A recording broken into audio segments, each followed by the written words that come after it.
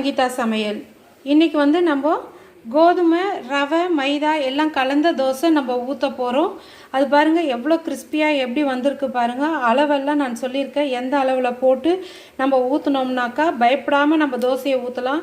எவ்வளோ கிறிஸ்பியாக எவ்வளோ நல்லா வந்திருக்கு பாருங்கள். நீங்களும் இதே மாதிரி ட்ரை பண்ணி பாருங்கள், ரொம்ப நல்லா வரும். வாங்க இப்போ நம்ம வீடியோக்குள்ளே போகலாம்.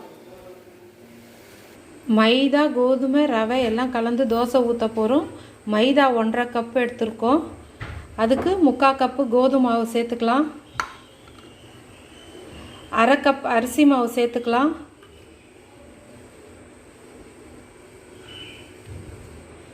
3/4 கப் ரவை சேர்த்துக்கலாம். கார்ன்ஃப்ளவர் மாவு வந்து ஒரு 4-5 டீஸ்பூன் அளவுக்கு சேர்த்துக்கலாம்.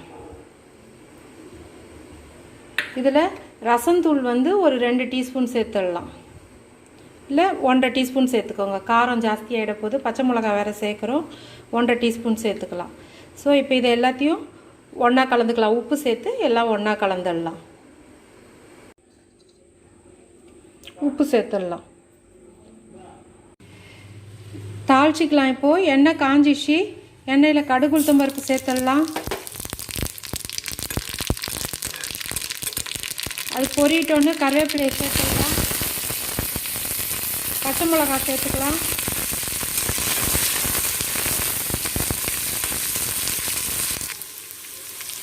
இப்போ அதுலேயே பொடியாக வெங்காயம் அரிஞ்சு எடுத்து வச்சுருக்கேன், கொஞ்சமாக 1 கப் நிறைய. அதை சேர்த்துடலாம். சேர்த்து ஒரு வதக்கிக்கலாம். ரொம்ப நேரம் வதக்கணும்னு அவசியம் இல்லை.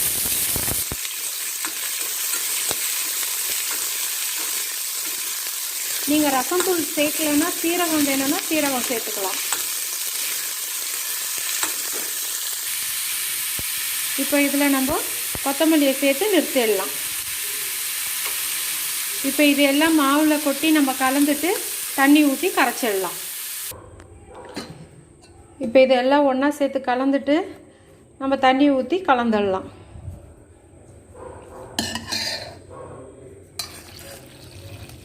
இது ரவா தோசைக்கு கொஞ்சம் தண்ணியாக இருக்கணும். மாவு கட்டியாக இருந்தால் நல்லா இருக்காது. மாவு நம்மளுக்கு ரெடி ஆகிடுச்சு. இந்த அளவுக்கு தண்ணியாக இருக்கணும். நம்ம தவாவில் ஊற்ற சொல்ல நம்ம சுற்றி தான் ஊற்ற போகிறோம். இந்த அளவுக்கு தண்ணியாக இருக்கணும். தவா காஞ்சிச்சு. இப்போ நம்ம தோசை ஊற்ற ஆரம்பிக்கலாம். இந்த மாதிரி நம்ம சுற்றி தான் ஊற்றணும் தோசை. நடுவில் ஊற்றிட்டு நம்ம இது சுற்ற முடியாது.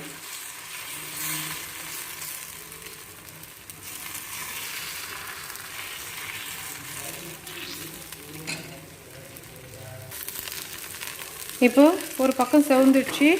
நம்ம திருப்பி போட்டுடலாம். பாருங்கள், எடுக்கிறதுக்கு என்ன ஈஸியாக வருது பாருங்கள். எந்த கஷ்டமும் இல்லாமல் ஈஸியாக வருது. இதுக்கு மேலே நம்ம ரவை தோசை செய்யணுன்னா நீங்கள் இந்த அளவில் போட்டு செய்யுங்க. கஷ்டமே இல்லாமல் ஈஸியாக வரும். 2 பக்கமும் நம்மளுக்கு செவந்துச்சு. இப்போ நம்ம தோசையை எடுத்துடலாம். கிறிஸ்பியான ரவா தோசை நம்மளுக்கு ரெடி ஆகிடுச்சு. இதே மாதிரி நம்ம எல்லா தோசையும் ஊற்றிடலாம்.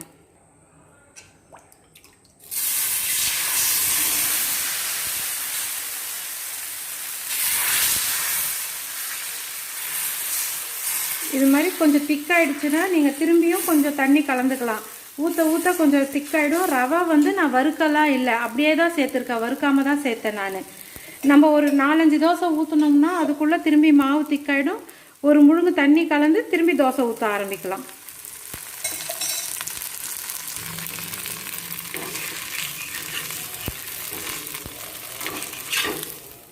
இந்த மாதிரி பொறுமையாக நம்ம திருப்பி போட்டாங்க. நம்ம இந்த அளவில் போட்டு செஞ்சோம்னா எவ்வளோ கிறிஸ்பியாக தோசை எவ்வளோ நல்லா வந்திருக்கு பாருங்கள். நீங்களும் இதே மாதிரி ட்ரை பண்ணி பாருங்கள். தோசை ரொம்ப நல்லா வரும். இந்த அளவு போட்டு பண்ணுங்கள். நீங்கள் ரவைலாம் நம்ம வறுக்கணும்னு அவசியம் இல்லை. கடகடன் நம்ம செஞ்சிடலாம். மாவு இல்லைனாலும் நம்ம இந்த தோசையை கடகடன் ஊற்றிடலாம். நம்ம இந்த டிஷ் பிடிச்சிருந்தால் லைக் பண்ணுங்கள், ஷேர் பண்ணுங்கள், சப்ஸ்கிரைப் பண்ணாதவங்க சப்ஸ்கிரைப் பண்ணுங்கள். அடுத்த வீடியோவில் உங்களை சந்திக்கும் வரை உங்களிடமிருந்து விடைபெறுவது சங்கீதா.